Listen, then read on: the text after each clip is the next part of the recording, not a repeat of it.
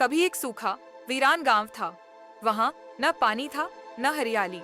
लोग एक एक करके गांव छोड़कर शहर चले गए, पर एक बूढ़ा आदमी वहीं रहा। उसका नाम था रहमान। वह 70 साल का था, दुबला पतला, सफेद दाढ़ी वाला, शांत स्वभाव का। लेकिन उसकी आंखों में एक अलग ही चमक थी, उम्मीद की। हर सुबह वह एक बोरी में बीज भरता और एक छोटा फावड़ा लेकर गांव से बाहर दूर पहाड़ियों की ओर निकल जाता।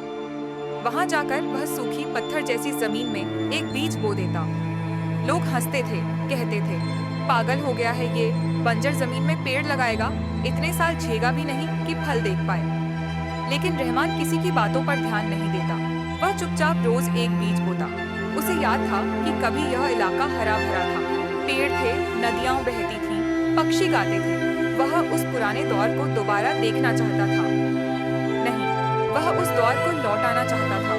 सालों तक ऐसा चलता रहा।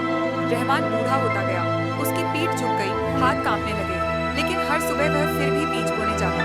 एक दिन गांव में एक लड़का लौटा। उसका नाम था आमिर। वह शहर में पढ़ाई करके वापस आया था। उसने रहमान से पूछा, बाबा, आप ये सब क्यों कर रहे हैं? आप तो शायद ये पेड़ बड़े होते हुए देख भी नहीं पाएंगे। रहमान मुस्कुराया, बोला, बेटा, मैं ये पेड़ अपने लिए नहीं लगा रहा, मैं उन्हें लिए लगा रहा हूँ जो मेरे बाद आएंगे। किसी ने हमारे लिए कभी लगाया था, हम बस भूल गए। आमिर को उसकी बात दिल तक छू गई। अगली सुबह वह रहमान के साथ चल पड़ा। फिर एक और दिन, फिर एक और। धीरे धीरे और लोग जुड़ते गए। 5 साल बाद 10 लोग हर सुबह बीज बोते थे। 10 साल बाद 100।